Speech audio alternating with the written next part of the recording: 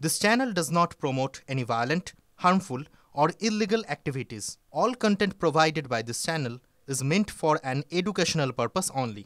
আজ আমি আপনাদের বলবো এমন এক গবেষণার বিষয় যা শুনলে মনে হবে সন্তান জন্মের জন্য পুরুষের আর প্রয়োজনই নেই। বিজ্ঞানের অগ্রগতিতে কি ফুরিয়ে গেল পুরুষদের প্রয়োজনীয়তা? না না, বিষয়টা অতটাও সহজ নয়। বন্ধ্যাত্বের সমস্যার সমাধান করতেই গবেষণাগারে কৃত্রিমভাবে শুক্রাণু এবং ডিম্বাণু তৈরির চেষ্টা বহু দশক ধরেই চলে আসছে। আর সেখানেই এসেছে এক অভাবনীয় ব্রেকথ্রু। ইঁদুরের ওপর গবেষণা চলছিল বেশ কিছু বছর ধরে, সেই পরীক্ষাই সফল হয়েছে। কৃত্রিম শুক্রাণু দিয়ে নাকি ডিম্বাণু নিষেকের ফলে জন্ম নিয়েছে এক হৃষ্টপুষ্ট ছানা। নমস্কার, আমি আসাদ। টিভি 9 প্রেসক্রিপশনে আজ আমি আপনাদের বলবো সন্তানের জন্ম দিতে আগামীতে কি আর পিতার প্রয়োজন হবে না? জননকোষ মূলত দুই প্রকারের, শুক্রাণু এবং ডিম্বাণু। আর এই দুই কোষকে গবেষণাগারে তৈরি করতে উঠে পড়ে লেগেছেন জাপান, চীন ও মার্কিন বিজ্ঞানীরা। এই প্রক্রিয়াকে বিজ্ঞানের ভাষায় বলে ইন ভিট্রো গ্যামেটোজেনেসিস।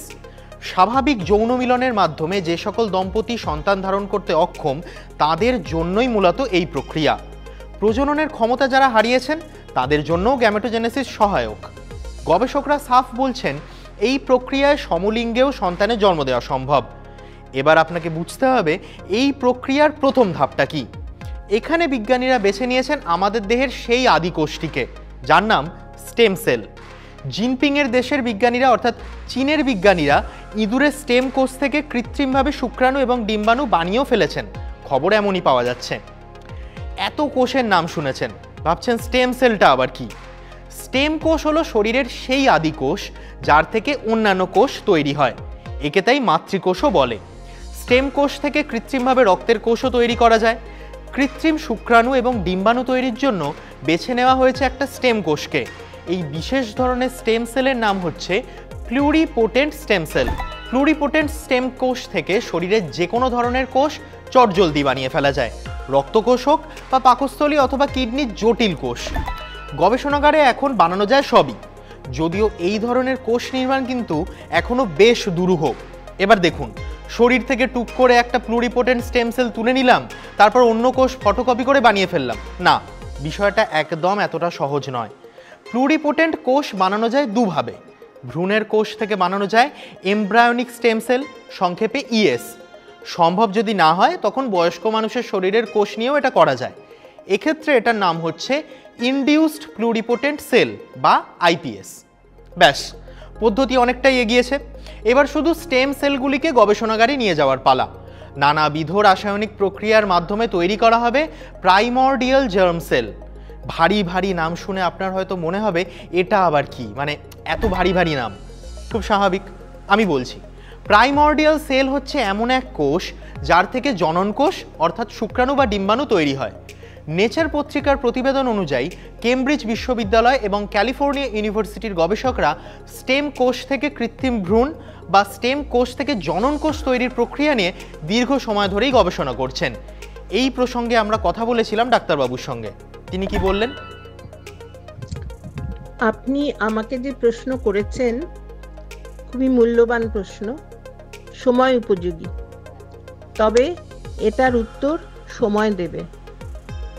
কেননা যখন আইভিএফ আসে, এটার আমাদের যে ডক্টর সুভাষ মুখার্জির হাতে দুর্গার জন্ম হলো, তখন তারা এটা সমাজকে বলতে এটা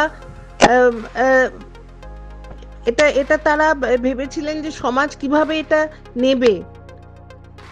সে লজ্জায় হোক বা কিছুটা ইনহিবিশন ছিল যেটা তারা প্রকাশ করেনি।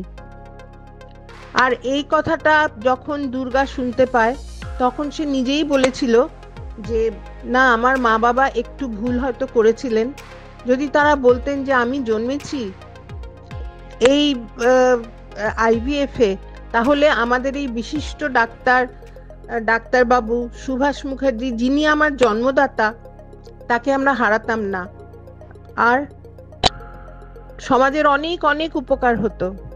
কিন্তু তাকে অসময়ে চলে যেতে হলো। ঠিক সেরকম ভাবেই স্টেম সেল দিয়ে যে বাচ্চার সন্তান উৎপাদনের চেষ্টা চলেছে, এটা সম্পূর্ণ সঠিক। বিভিন্ন ল্যাবরেটরিতে বিভিন্ন উপায়ে এটা কাজ হয়ে চলেছে আর অনেক অগ্রসর হয়েছে। তবে হ্যাঁ, এটারও তো উত্তর সময় দেবে, কিভাবে সমাজ তাকে নেবে। আর এখনো আমরা জানি না যে এরম ভাবে সন্তান জন্মেছে বা তারা বড় হচ্ছে। যতক্ষণ পর্যন্ত না আমরা প্রমাণ পাবো ততক্ষণ কিছু বলার কোনো মূল্য থাকবে না। তাহলে আমাদের তো অপেক্ষা করতে হবে। কাজ চলেছে, এটা ঠিক কথা। তবে হ্যাঁ, মাথায় রাখতে হবে গবেষণাগারে মানুষ উৎপাদন এতটা সহজ নয়। গবেষণা সবে শুরু হয়েছে, চলছে। মানুষের উপর পরীক্ষা করে সাফল্য কতখানি আসবে তার নিশ্চয়তা বিজ্ঞানীরা এখনই দিতে পারছেন না।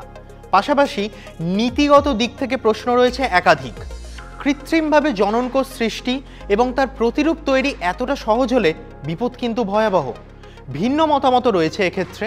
তবে ক্লোনিং আমরা এতদিন সাইফাই ছবিতেই দেখে এসেছি, তার সম্ভাব্য বিপদও আমরা জানি কিছুটা। তবে গবেষকদের বক্তব্য, সন্তানহীন দম্পতির মুখে হাসি ফোটাতেই এমন প্রচেষ্টা। পাশাপাশি এই পদ্ধতিতে জিনগত ত্রুটিগুলিকেও মেরামত করা যাবে সহজেই। আর কোনো জিনগত রোগ নিয়ে জন্মাবে না শিশু। প্রজন্মের পর প্রজন্ম দুরারোগ্য ব্যাধি বা রেডিয়েশনের ভয়াবহ প্রভাব নিয়ে জন্মাচ্ছে যে শিশুরা, তাদের বিপদ কমানো সম্ভব হবে 100%। সুবিধা হবে সমলিঙ্গের দম্পতিদেরও। এটাও ভাবুন, বয়স বেশি হয়ে গিয়েছে বলে যারা সন্তান ধারণের আশা ছেড়ে দিয়েছিলেন, তাদের ক্ষেত্রে আশার আলো এই স্টেম সেল পদ্ধতি। অনেক ক্ষেত্রে এখনও IVF 100% কার্যকর হয় না, সেখানে এই প্রক্রিয়ায় সুস্থ সন্তানের জন্ম দেওয়া সম্ভব হবে না, এই দাবি আমার নয়, গবেষকদের। আর পরিশেষে এটা বলে রাখি, আপনি যদি পুরুষ হন ভয় পাবেন না। সন্তান জন্ম দেওয়ার এই পদ্ধতি বাজারে আসতে ঢের দেরি, আসলেও তা ভীষণ ব্যয়বহুল হবে, এটাই খুব স্বাভাবিক। কারণ আপনারা জানেন যে IVF পদ্ধতি এখন বাজারে আছে, সেটাও খুব ব্যয়বহুল আর কি। মাথায় রাখুন, গবেষণাগার মানুষকে সাহায্য করার জন্য, পুরুষকে রিপ্লেস করার ক্ষমতা তারও নেই। স্বাস্থ্যক্ষেত্রের এমনই নতুন নতুন উদ্ভাবন সম্পর্কে জানতে চোখ রাখুন TV9 বাংলা ডিজিটালে।